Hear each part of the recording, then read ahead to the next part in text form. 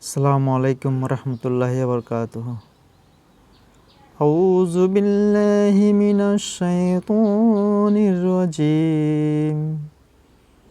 বিসমিল্লাহির রহমানির রহিম। ওয়াত-তিনি ওয়াজ-জাইতুন ওয়া তুরি সিনিন ওয়া হাযাল বালাদিল আমিন।